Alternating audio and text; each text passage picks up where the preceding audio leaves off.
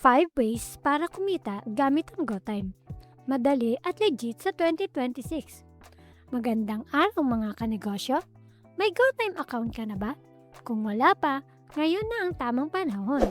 Isa ito sa pinakamagandang digital bank sa Pilipinas na may mataas na interest at maraming paraan para kumita.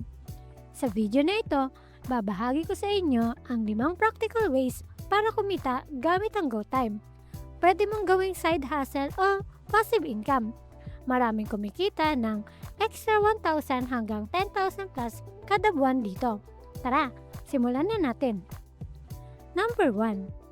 High yield savings at daily interest. Una, ang pinakasimple. Gamitin ang GoTime savings account para sa daily interest. Ang GoTime ay nagbibigay ng competitive interest rate. Madalas, 4% hanggang 6% per annum. Credited daily, mas mataas kaysa sa traditional banks. Paano kumita? Ilagay ang extra money mo, sahod savings, sa GoTime. Habang natutulog ka, tumutubo ito araw-araw. Real example, 100,000 sa 5% interest, mamigit kumulang 5,000 kada taon nang walang effort. Perfect para sa beginners at passive income. Number 2. GoTime as payment hub para sa negosyo. Maging GoTime payment hub sa inyong tindahan o serbisyo. Mag-offer ng cash in, cash out, bill payments at QR payments. Maraming tao ang mas gustong gumamit ng GoTime dahil mabilis at mababa ang fees. Paano magsimula? I-link ang inyong GoTime sa sari-sari store o small business. Mag-charge ng maliit na convenience fee. Sa probinsya o barangay, malakas ang kita lalo na sa remittance at load. Pwede kang kumita ng 200 pesos to 800 pesos plus kada araw, depende sa foot traffic. Number 3. GoTime Rewards. Promo, hunting at cashback. Maximize ang rewards at promos ng GoTime. Regular na gamitin ng GoTime para sa shopping, load at bills.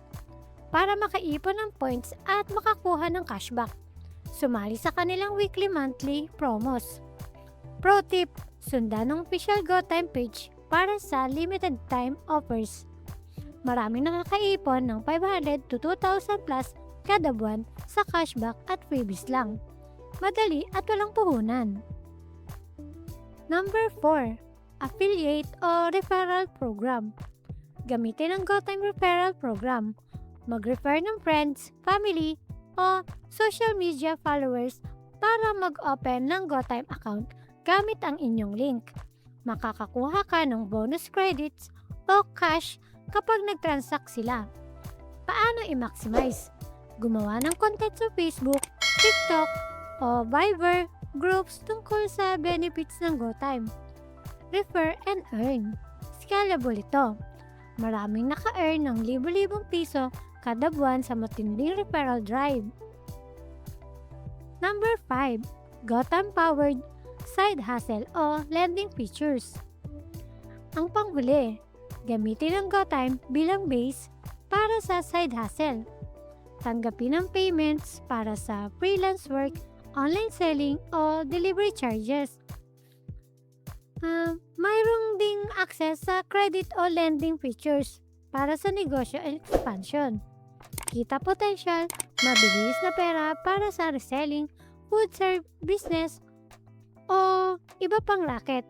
Seamless transfers at low fees. Mas malaki ang tubo mo. Pwede ring i-link sa iba pang apps para sa automated transactions. Yan ang matalinong ways para kumita gamit ang GoTime. Simulan sa pag-open ng account kung wala ka pa. Maging consistent at laging maging safe. Huwag i-share ang PIN o OTP. Alamin kung alin sa 5 ang pinaka-suitable sa lifestyle mo. Ano sa 5 ways ang gusto mo subukan muna? Comment below at sabihin mo sa atin. I-share ang video sa mga kaibigan mo na may cellphone lang.